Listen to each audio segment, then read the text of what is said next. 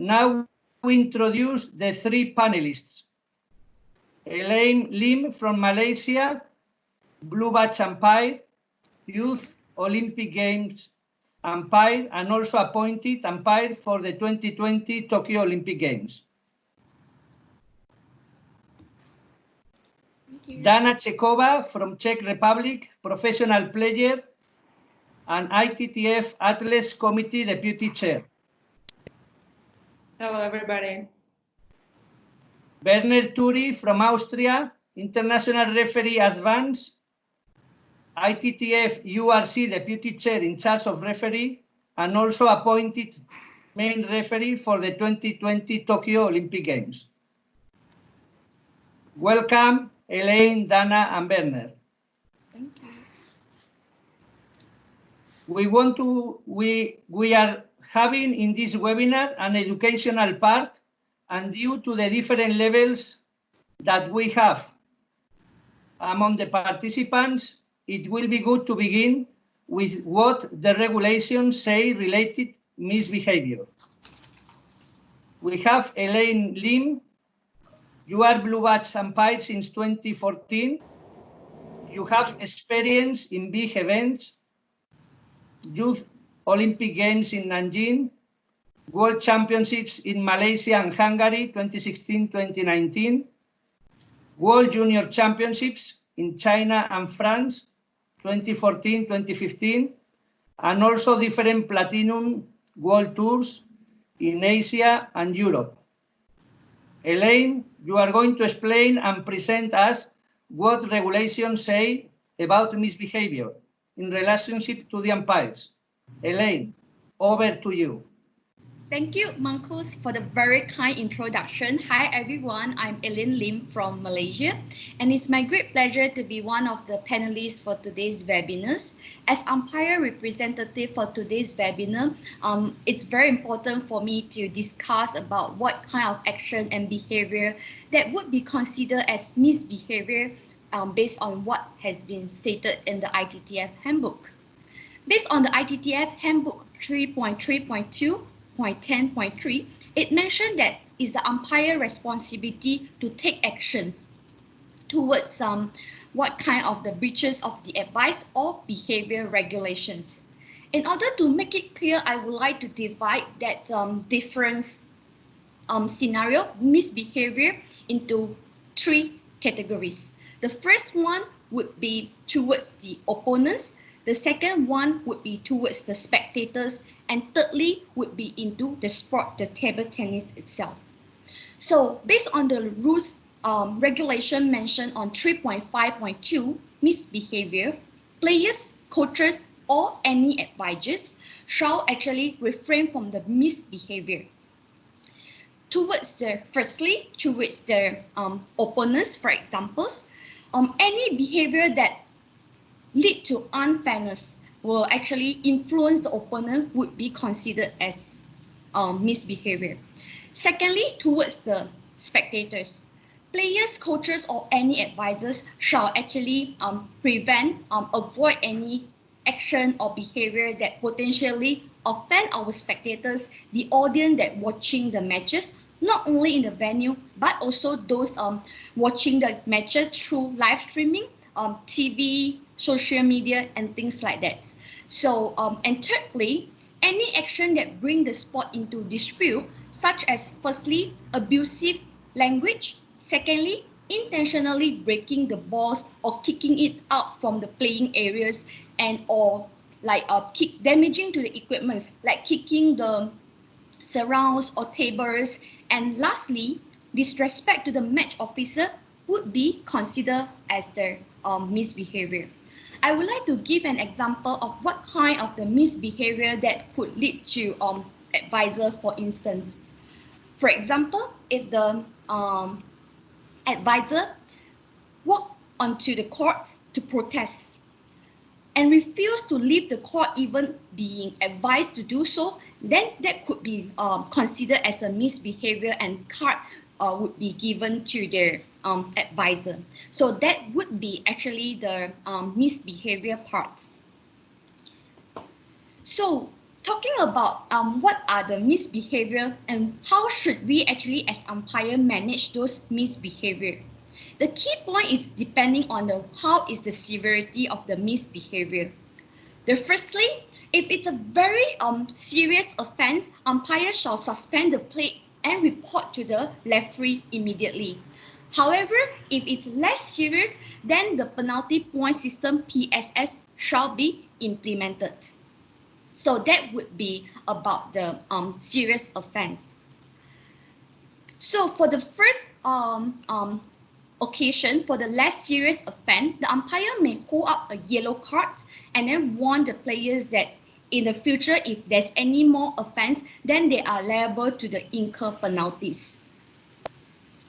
However, for the second offense, whereby in the same individual match, the umpire shall give yellow cards and red cards, and 1 point would be given to the opponents.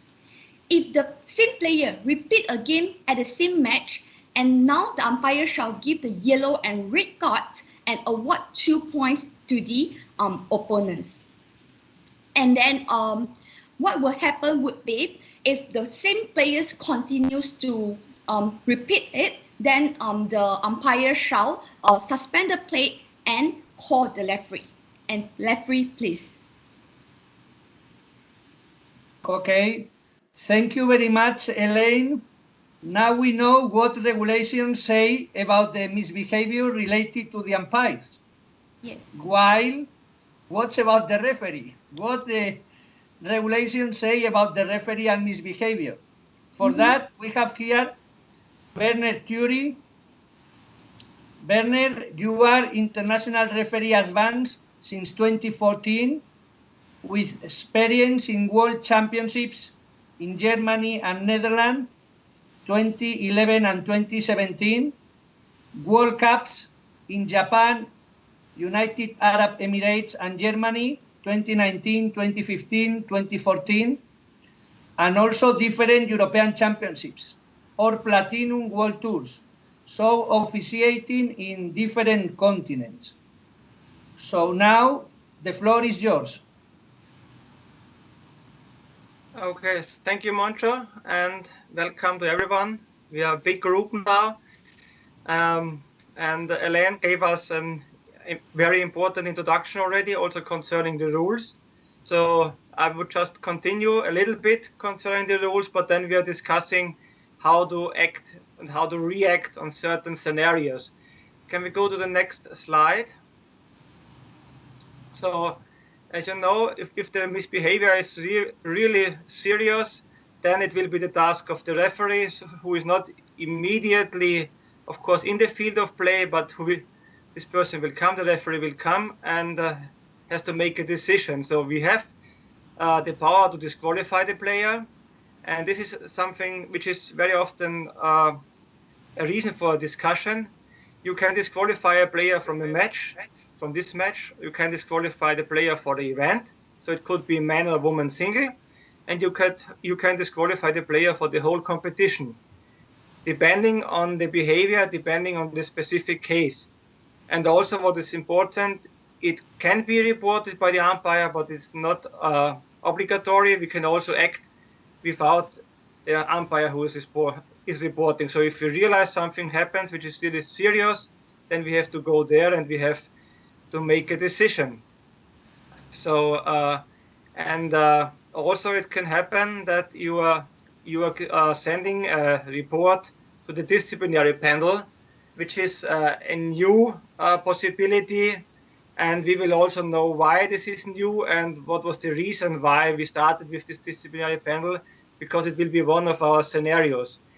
So the next slide, you would see how this should look like. So showing the red card, but this is something we really have to be very careful. Honestly, I'm not a big fan of showing a red card in this way. It's the official way, of course, but we always have to take into account the situation and we have to take into account the emotions. So we should not provoke. We should just show the red card in a way, okay, that the player knows it's finished, but not like provoking him and starting another discussion. So what I always suggest to our referees is if such a serious case happens, then you step in, then you inform the player, you can show the red card, you show the red card, but don't tell anyone about your final decision, whether you are going to disqualify him for this match, for the event. You just tell the player, we are going to meet each other in 10 or 15 minutes at the referee table. The reason for this is we all know if there are a lot of emotions and someone steps in, then it will be more and more and there might be big troubles. So if you tell the player you have 10, 15 minutes, then you come to my table and we are discussing it. In 95% of all cases, everyone calms down. It gives you enough time to think about the whole situation for the player, but also for the referee, and then you can make your final decision whether you are going to disqualify him for the whole event or for just for this match or for the tournament. And these are the regulations. And then we have the next one, the disciplinary panel. So there are some cases where you cannot act anymore. So it might be that the whole event is finished and something happens, like we will have the scenario later. Then you can still send a report and there will be a decision by the disciplinary panel. If you look at the next slide, this is something, you know, I'm responsible also for the database of the referee reports, and it's one thing which makes for me a little bit a problem is the statistics about the reasons why we are giving yellow or yellow-red cards. You can see the first one is throwing a racket on the table, for example. In the last 3 years, we had 1,485 cases. So looking at this statistic, I'm a little bit getting nervous if we have enough tables or how many tables have been destroyed. So this is for me a typical example. We have to know, and most of us perhaps are also players. Perhaps we are not playing on the top level like Dana is playing on the top level, but still we are playing, and we all know that emotions are important, and we all react sometimes in a different way. So we have to accept this, and also emotions, in my opinion, are really important for our sport. Everyone wants to see emotions, and we can do our best if we have our emotions. So as a match official, it's important to realize it, to understand the situation. And someone who has lost a game, if it's 14-12, for example, and you lose your game, it might be that you're not in the mood to put the racket very silent on the table. You might throw it, not throwing in a different way, just to put it not in a louder way on the table. For me, this honestly is still not a yellow card. And I also told my referees, please inform the umpires in the referee briefing. We have to accept these emotions. So things are happening, and we have to react. And if you look at the next statistic, just one more, it's the last one. But on the other hand, also the players have to accept that we have our rules and we have our regulations. So some cases we have to give the yellow card. There's no possibility. We cannot say, okay, it was emotion and we cannot do this, but we have to give a yellow card. You can also look at soccer. If they score a goal, and taking off the shirt, for example, is a yellow card. And the same is for us. Some cases, like breaking the ball, has to be a yellow card. But this is nothing between the player and the umpire and the official. This is just part of the game. You give the yellow card, and that's it. Also, I had a lot of cases where I gave yellow-red, or as a referee, a red card. But this does not mean that there are any troubles between the players and myself. We are still talking after the event or after the red card, not immediately for sure, but on the next day, normally we always can talk to each other and there's no problem. So looking at this statistic, we have a few players where you have to say they are not the ones throwing rackets on the table, but the behavior is not acceptable sometimes. And if someone has 107 cards, then we are internally in USC and also on ITTF level discussing what can we do in future to avoid such troubles with 2 or 3 players, because there are not more than 2 or 3 players. One yellow card or also yellow-red card sometimes might be necessary. Honestly, as a player, I might, in my opinion, might happen, okay, I need this yellow card, but still I will be better because I need my emotions. So these are the statistics I want to show you. So what I always ask my colleagues is, look from both sides, as a player and as an official, do your job, accept emotions, but show also to the audience, to the players, there's the line. You cannot cross the line. As long as we are on the same, we can present our sport in the best way, but there's a line, you should not cross the line. Okay, so this is just a little bit an insight from the referee, and I'm now really sure that, it will be interesting, the view of Dana. Thank you very much, Werner. Yes, now we cover the match officials, and as you finished, it's also important to see the point of view of the players and the emotions. So because of that, we have here Dana, that we will talk about the feelings of the players related to misbehavior. So Dana Cechova, you have born in Hodonín, south of Czechia. Since 12 years, you are at the national Czech junior team, and since then you are professional player. You have 2 European women team bronze medals in Germany and Austria, 2009 and 2013. But you began your European Championships in 1997, juniors in Topolcany, and seniors 2002 in Zagreb. You were attending also 2 Olympic Games, Beijing and London, 2008 and 2012. And you were attending, at least in the last 4 years, the World and the European Championships. You have also experience in Platinum and World Tour events in Asia, Europe, Oceania, and Africa. I know that Czech team is very emotional and quite a number of times got some cards, so it will be good to hear what is your point of view. So now the floor is yours, Dana.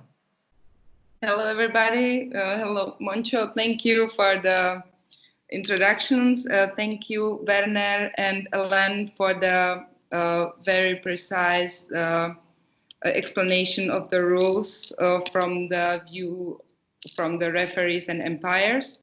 And I'm here to represent the players. And as I have many experience from the many different levels of the tournaments and from the many years on the World Tour, so I would like to talk about how we players see all the situation when we are standing behind the table and the emotions are going around and the match is going from the beginning to the end, and has some parts for players like ups and downs. And I know that there are rules. We all know that there are rules we should and we have to respect. But also I think that it's very important that the umpires knows that also we have the feelings, and we were working very hard to prepare for the match, for the competition, and it's very important for us. And that during the match, it's going a lot of emotions. Of course, when it's going well, mostly it's no problem. But sometimes also when it's going well, there are some players, they are expressing a positive emotions. The ways sometimes it doesn't seem to be very fair to the opponent. When it's going wrong, the match, then we all have some kind of how we express the emotions, the bad emotions. And I think that Werner was talking about the throwing racket on the table or kicking the ball. I think there's many ways how you umpires you can react on it. And I think if you of course, you follow the match, you see what is going on, and then I think it will be nice, good, if you use the feeling for a sport. I know many times the players are going over the line. The misbehavior is there and you should act on it. But many times there are also cases when you know, we just express, damn it, I miss it. Or, you know, really, many times I think the throwing a racket is the part when the game is over and we are going to the coach. So we threw the racket on the table and we go. So from my point of view as a player, this is not necessary for getting, as a player, a yellow card. I mean, it's some expression. Of course, when I hit the table with the full power with the racket, it can cause the damage of the table. This is different way. It's supposed to be a card for it. Or if the player hit with the hand the table, no, I think this is also some expression of emotions. Like they are just not necessary to take it for the yellow card. But of course, on the other side, we have the kicking table with the leg. You know, we have damaged the boundaries around the table. This, I think, should be taken as misbehavior, and the player should take the responsibility for it. I think the big part of the table tennis are emotions. I think they are good because I think we and also the spectators, everybody likes emotions. I mean, you will not be interested to watch the match when just, you know, two players are walking around, pick up the ball or getting ball from the umpire, going to serve and continue, and there's like nothing going on. I think the spectators like the drama, let's say, really, positive or negative, both ways. I think there must be boundaries you are giving them, but the very important is to give the borders with the feeling for the sport, with the feeling for the players, with the feeling what's going on. Yeah. So I think this is from the view of the player, I think this is what I want to say and explain, and that not always is necessary that we are receiving a card for expressing the emotions.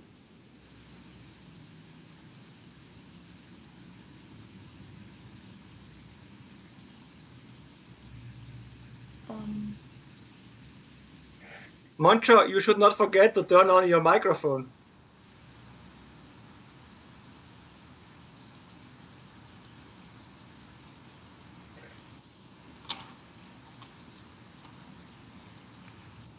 Yes. Hello? Hello? Do you hear me? Yes, now. Now it's easier, yes. Okay, sorry, I didn't realize that it was mute. So thank you very much, Dana, for your very nice words related how the players have that feeling and emotions. And before we go to the next session, a kind reminder to all attendees, please switch off your camera and switch off your mic, and don't touch anything related to the recording or related to the presentations. So yes, please switch off your cameras and mics. So just from the questions that we received from the participants, we have different scenarios on different cases, because it's not only the theory about what is in the regulations, but also what happens when you are there as umpire or when you are there as referee. So we already prepared different scenarios, related cases for umpires and for referees. So now we go to some examples in the reality of different scenarios with umpires. So Elaine, again, the floor is yours. Thank you. So I think before we discuss about misbehavior, it's important for us to talk about fair play, right? Which I think the fair play is the essential value, the fundamental of the sport. And as umpire, as player, we work very hard to ensuring that the table tennis being played in a fair and a clean condition. Like Nana mentioned that players, they are trying very hard, working very hard to win the competition for the sports. We understand that as umpire, as the referees. So we appreciate their hard work. At the same time, I believe that fair play is about good sportsmanship, respect and honesty. Whether you are win or you are lose, you still have to respect. Respect your opponents, respect your spectators, respect the match officers, and respect the sport as a whole, as I mentioned in the introduction. And most importantly, have fun and enjoy the tournament. Yeah, and also fair play is so important that it's not only applied to players like Nana and the colleagues of the players, but also applicable to match officers, to volunteers, and also coaches. And I think some question given to us is about difference in culture and demographic, whether you play in West countries or Eastern country, is it possible to have some discrepancy or the culture difference? So I would say that table tennis is an international sport to begin with, and therefore the cultural difference and also the demographic changes, the discrepancy should be minimized. And yeah, so that is all about the fair play. And generally, I would say that I look at it, there's a high level of sportsmanship being observed in table tennis as a whole. Most of the players, I would say that with high level of sportsmanship, respect the match officer from core area to end of the matches. However, certain points that I would like to talk about, it's about throwing the racket, for instance. I will look at it into three main determining factor whether it would be a card or it's a not. Firstly, the frequency. How frequent the players will throw the racket, for instance. If in one tournament, in one match, the players throw the racket every time after the game, then I think that shouldn't be allowed. And also, we can appreciate the emotion from the players. It's not possible to ask the players to put the racket silently every time, but yeah, the frequency would be something that we would actually look into it. The second point is the intention. Whether the players is doing intentionally, then we actually shouldn't allow it. And the third one is what would be the consequences of doing so. Example, throwing the racket. Whether every time when the players throwing the racket, it could actually lead to damage of the table, then it should be a misbehavior. And that is about throwing the rackets on the table. And we have also cases like Werner show us in the statistic is about kicking the ball. And kicking the ball, from my point of view, if the players kick the ball and then catch the ball and continue to play quickly, and for me, that is acceptable. However, because of the negative emotion, sometimes some player intentionally kick the ball and damage the ball. And for me, that is not acceptable, and it should be a misbehavior, and yellow card should be given. So as I say, it's about the intention and what would be the consequences lead to it. And also, I believe that we are saying about disturbing the opponents, and many times we talk about shouting. And is it possible, is it okay for us to accept that players is shouting because of the emotion? So that's something that we actually have to look into it. If shouting to certain extent, it is acceptable. Like Dana mentioned, spectators like drama. They like it. Players, show emotion, and whether it's a positive or negative, the spectators like it. Well, to some extent, I acknowledge it, and I think it's possible. It's okay for us to accept that players can shout to show their emotion. However, it shouldn't be disturbing towards the opponents. especially if the opponent would like to think what to serve and then the player shout, then it's disturbing, then that is not okay. And how about towards the spectators? If the shouting is disturbing towards the spectator, or to some extent it's disrespect towards the match officer, then it's not okay. And as umpire, we also observe the body language. If the players is shouting at the same time pointing to the opponent, then I think that is for sure it's a misbehavior. So that is my point of view, Moko. Yeah, thank you. Thank you very much, Yeah.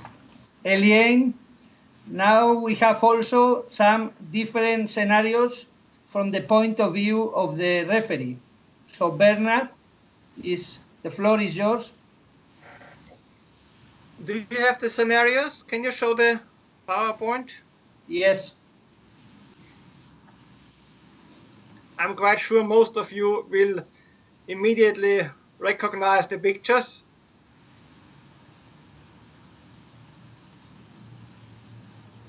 And all these cases, especially the first two, I had in my events, and it was interesting also to see the reactions all over the world. So 2011, you see Zangike with his shirt, and it was in reality one of the best marketing gags or advertisements for ITTF. This was after the men's single final, so he won the men's single final, and then you could see it all over the world. And I received really a lot of emails why I did not act as a referee. Why did I not tell him it's not allowed? Why did I not act in any way? They did not see me. So for me, this first of all, it was, of course, it was in Europe, so it was in Rotterdam, and there is a big cultural difference. In Europe, it's acceptable; it's not a problem at all, and so for me, there was no reason. But I received a lot of complaints also from Asia why I did not do anything. This is not acceptable. So what is our task also as a match official? That we have to see, first of all, in which environment this happens, when does it happen. If you win the final, then of course you have this kind of emotions. So, but for me, honestly, this was acceptable and was not really a big problem. And you could also see it, Eurosport, everywhere they showed it.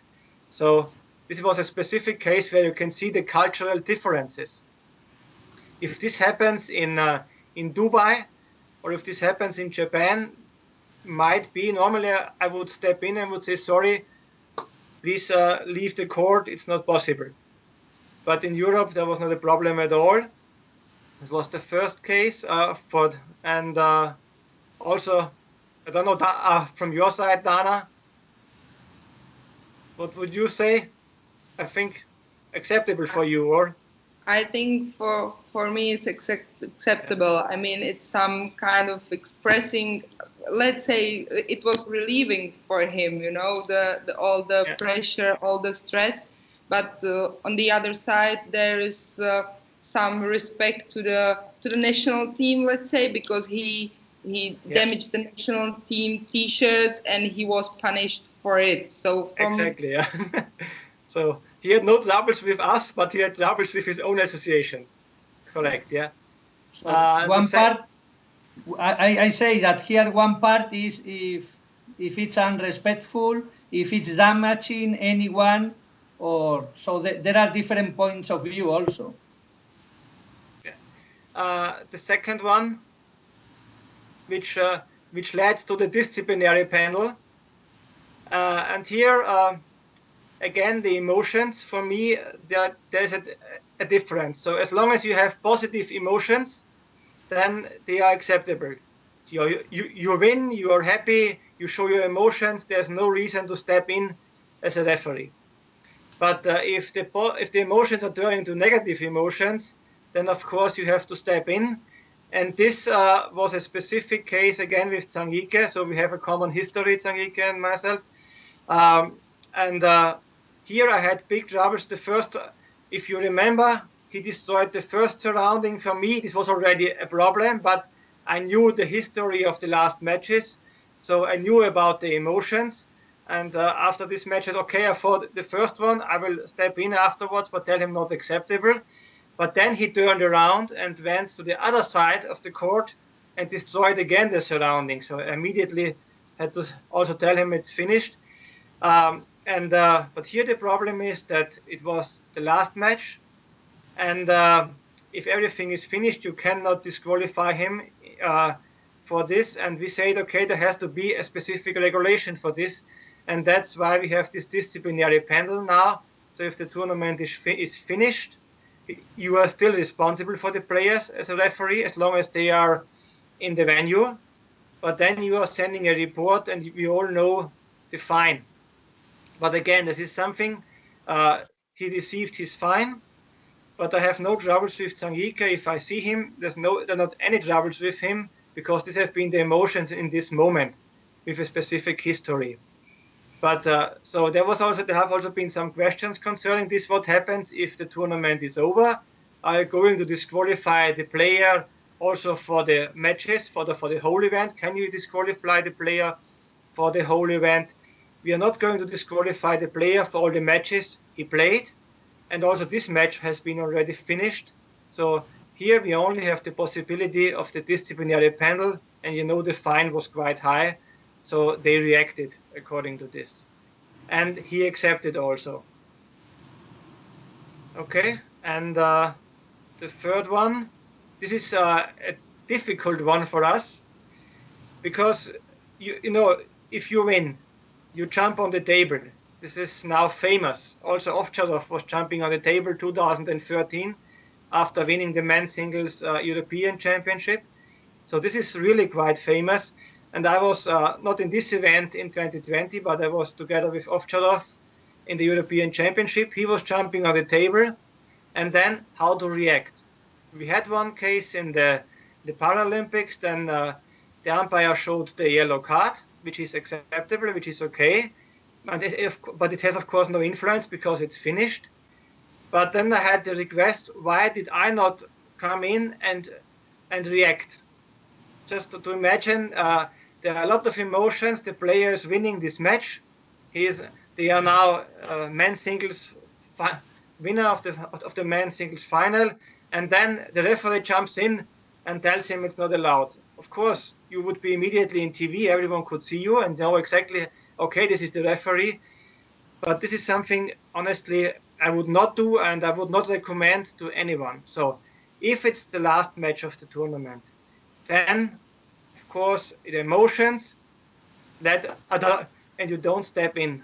Let them allow to show the emotions. That's fine. But what happened? Immediately in 2013, after the European Championship, there was a next match in the Austrian League, and the young Austrian player was jumping on the table, winning one match in the league. And of course, then the umpire said, hey, this is not allowed. And the player said, but Ovtcharov did the same. So why can I not jump on the table after an important match for me? So for this, we are recommending from our side, from USC side, if it's the last match, if it's not disturbing anyone anymore, then you are allowing it. But if the tournament is still going on, then you have to act as an official, and you have to act as an umpire. You have to stop it. So then you are going to step in. And also in this league match, the umpire has to step in, or also if it's during an event, you have to step in and say, sorry, it's a yellow card. You should not jump on the table in this stage. If everything is finished, I would not react, and I would not recommend anyone to step in this case. If there are any troubles with the tables because the table is broken, something else, then it has to be arranged with the organizer, but not from the official side. So that's how we have to feel a little bit also sometimes like players, but on the other hand, I'm asking also the players to sit on our chair and just to have the feeling how they would react if they would have our task. So these are 3 typical scenarios. And again, please take into account emotions: positive, yes; negative, we cannot allow. And also, just want to highlight, I also talked to Moncho before. We have here in the group of participants one player, which, if it's okay for you, Moncho, I would like also to mention and to ask her a little bit about her feelings, because we've been together in a lot of events, and she's not playing anymore, but she was an emotional player, and I really liked to be together with her in events, and we had some discussions, we had some small fights, but we always could talk to each other. So Christina Dot, we here. have already the one first question in the next session that I will ask all of you, and it's about her question. So yes. Perhaps you can give the floor just for 1 or 2 sentences to Christina, because she has a lot of experience also in this field. Okay, yes, she can write down in the chat anything she wants. Dana, I wanted to ask you, what are your feelings when you are into the Olympic qualifications and suddenly you win that match that allowed you in teams, for example, in Portugal or in another tournament to qualify for Olympic Games? What is your reaction at that moment? Yeah, if I remember very hardly, not much, because it's so much going on and so many emotions. But I think that my reaction was that I started scream and cry. I think this was my reaction. I think if I will try to jump on the table, I will not manage it. So I skipped this option. So I just, I think, lie on the floor or run to the coach. So yeah, something like this. But I would like to come back to the kicking the barriers when you were, Werner, talking before, because I know one case, and it was in Yokohama 2009. And one player, the match was played on the main court in the main hall, and one player kicked the barrier, and she broke it. And she was disqualified from the tournament, because in Japan, here we talk again about the different continents and different cultures, and in Japan it was taken like disrespect to the sponsors, because there was a sponsor name on the barrier, and nobody talked to her, nobody said anything. She just found out from the pigeon box next day that she was disqualified from the tournament for this misbehavior. I mean, I think if something like this happened, I think the referee should be the one who is talking to the player. I think there was mistake made from the part of the referee, that he didn't even talk to the coach, he didn't talk to the player. Really, she just found out because it was Team World Championship. She found out from the pigeon box that she disqualified for the next match. So okay, Werner, who is taking that decision? Which profile or which position? As explained in the beginning, in this case, it always has to be the referee. Only the referee can do a disqualification. Of course, the referee will be in contact with the competition manager also, because it has an impact on the tournament. But the disqualification in this case should have been given by the referee at least 15 minutes, 20 minutes afterwards, after the incident. So not on the next day. And it's always important that you immediately inform the player, and also the team captain should be informed in such an important event. So that was not the best way to solve this problem in this case. Yeah, I don't know, but it was Japan for sure. I don't know if Yokohama was individual or team, but it was Japan for sure. Yeah. Like this, yeah. No, but so if this happens in future, I would like to ask everyone that the referee, because we have a lot of referees here also, they have to act immediately. So after 15, 20 minutes, you have to have a decision, and please talk with the players about your decision. Thank you. Good. Just taking this point, we go directly to the next section, that is questions and answers from the participants. Thank you very much, because we have many questions from all the participants. And We will not have time to answer all of them, but we will try as much as possible, and we put many of them in groups. So just coming with this topic that we were talking, Kevin Lachain from Canada and also Yukito Seta from Japan, they talk about emotion and passion in the game. So these differences will lead to potential players seeking the referee's intervention based on the umpire's interpretation of misbehavior. Where is the line about one throwing the racket by emotion or by bad behavior, and also how to find the balance between different continents? So this one is for each one of you, because all of you were in different continents, in Asia, and also in Europe, also Africa, Oceania, Latin America, North America, and you saw that perhaps it was quite different, and they are asking about this. Also, Konstantina Krota from Greece is also asking about that, how to find the balance in the reactions and the decisions taken.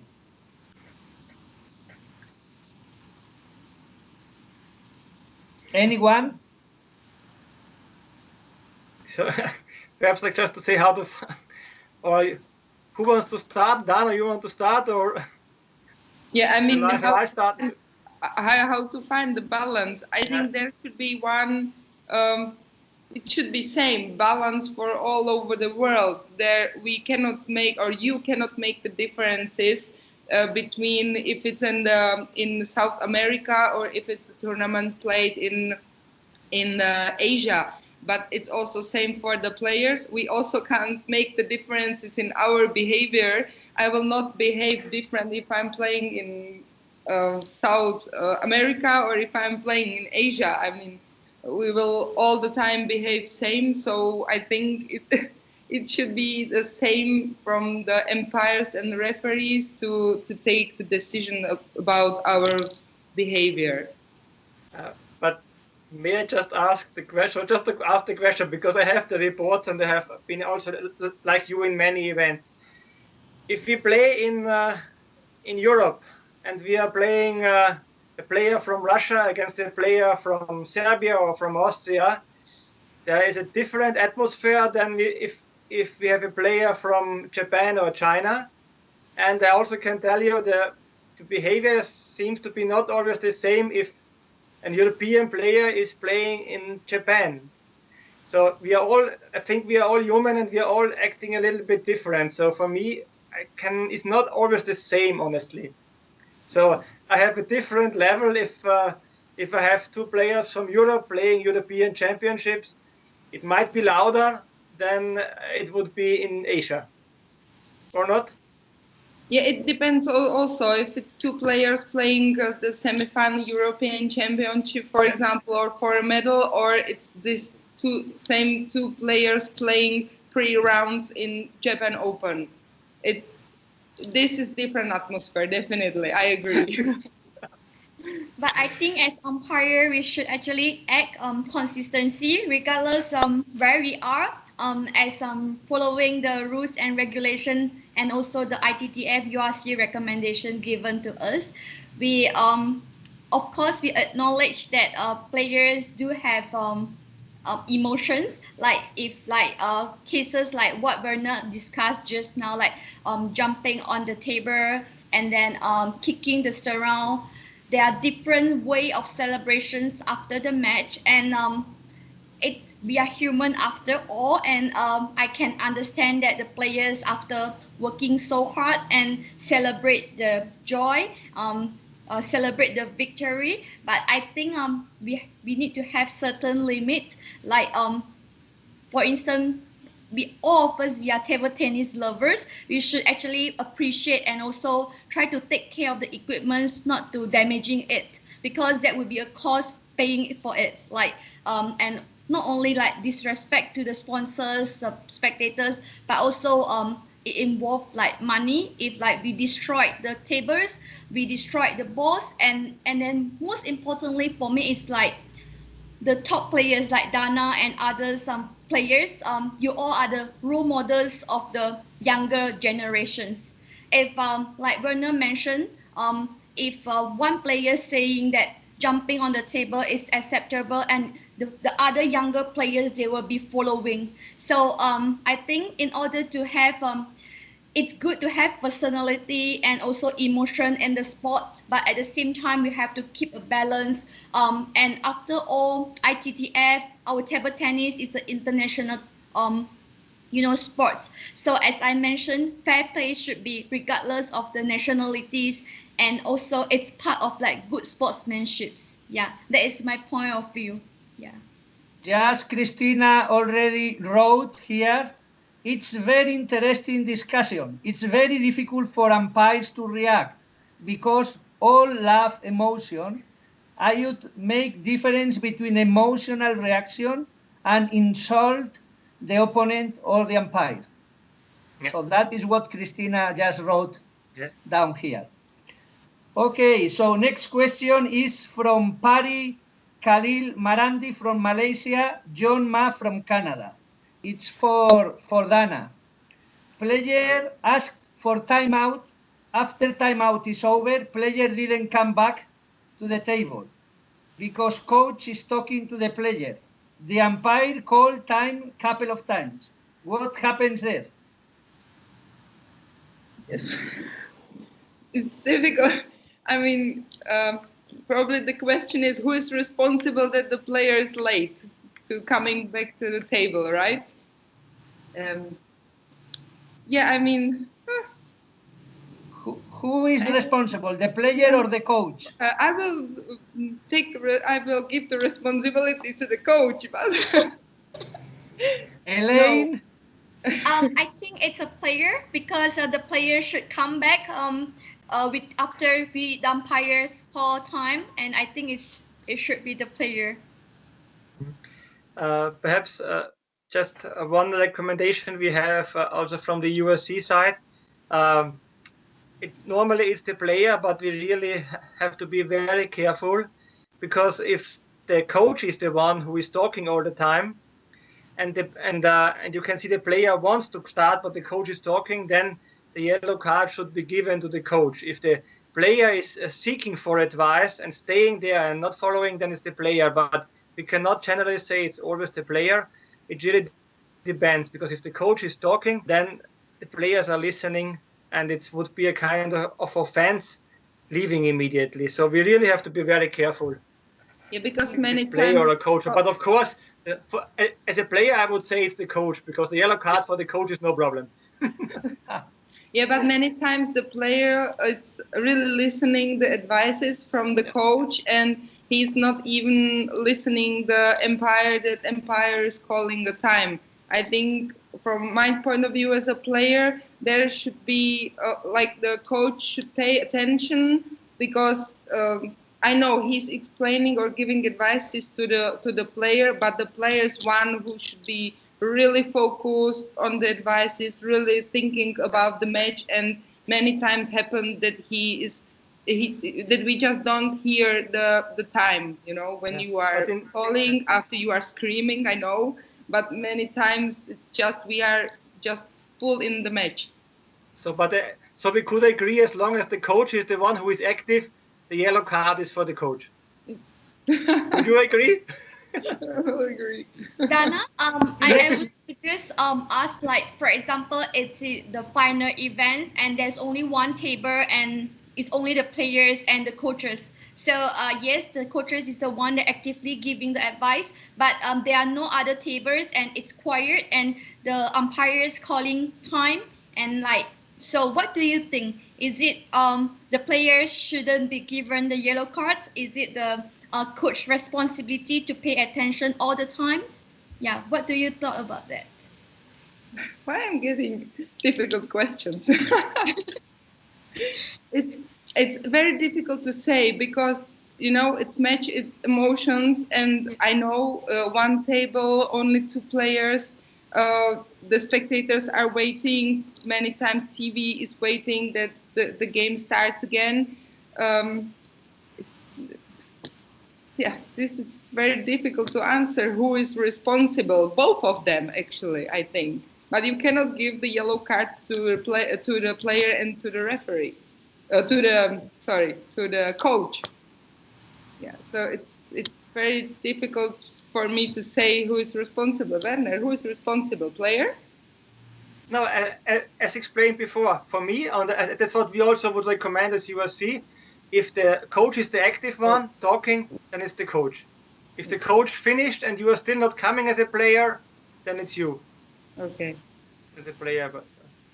So just coming with one question from the chat from Esteban Maroto from Costa Rica. Dana, if you could change any rule, which one will you change?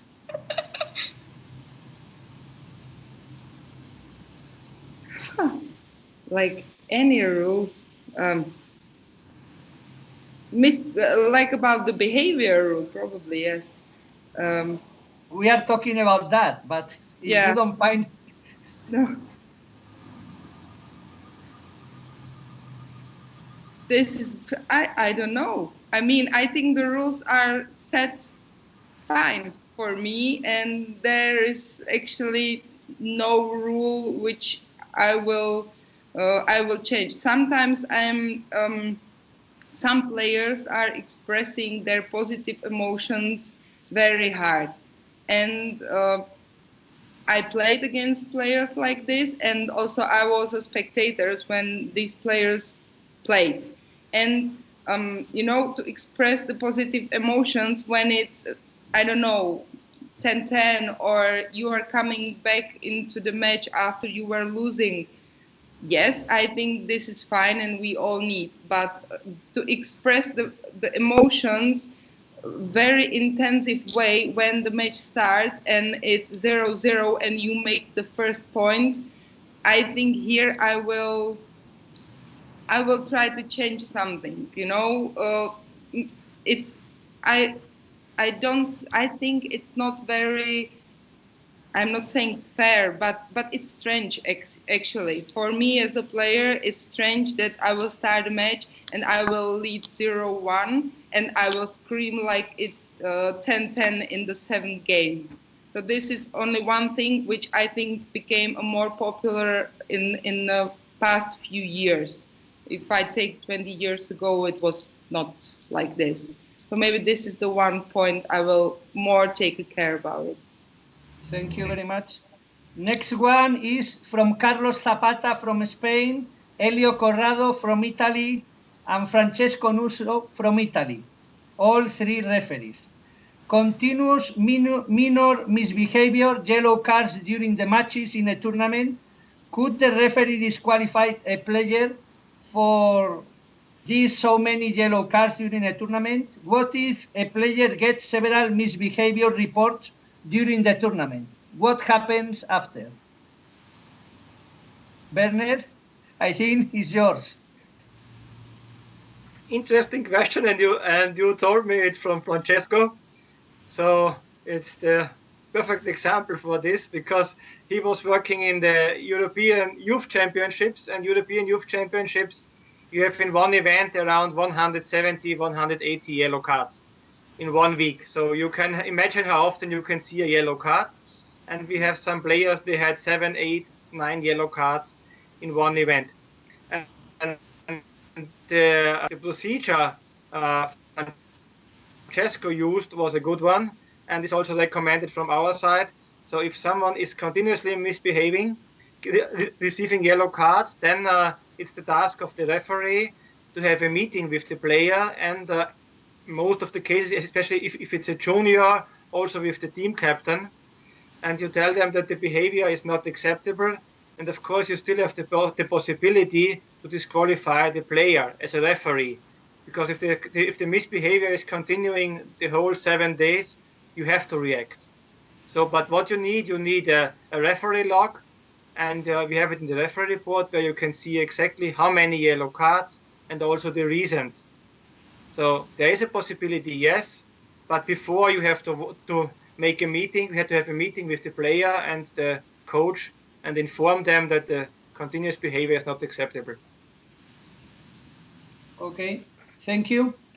Just time is flying. We still have many questions from participants from before and now. I'm taking one or two more, and one that is important, or that it was asked from Midori Furuya from Japan. According to the ITTF COVID-19 guidelines, by the way, they are already online in ITTF.com, not touching and cleaning of table with the hands during the matches. If a player keeps doing that kind of behavior, how will we react?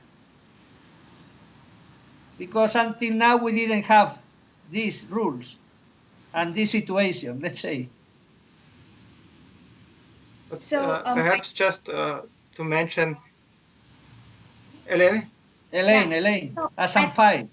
Yes. I think for now it's still too early for us to decide what to do, because I believe that time come there would be more protocol. I am aware about the ITTF COVID-19 guidelines on the May 22nd, but I believe that in near future there will be more new protocol being developed, and it could be more up to date. So by then, when we have the tournaments, we should actually follow what is the instruction given by the referee by then, and then only we can react what should we do as umpire, whether it should be a misbehavior or not.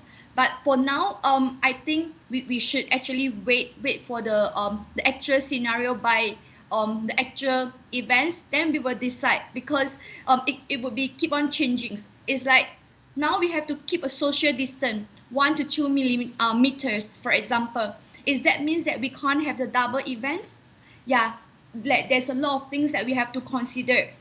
And what would be the WHO guidelines in the near futures? We wouldn't know, because the last pandemic is like so long ago, so we can't actually predict what would be the consequences. So I think it's too early for us to discuss. So that is my point of view. But of course, if by then the referee said that yes, the player shouldn't touch the table, then we will actually warn the player, because it's something very new and for them to adapt.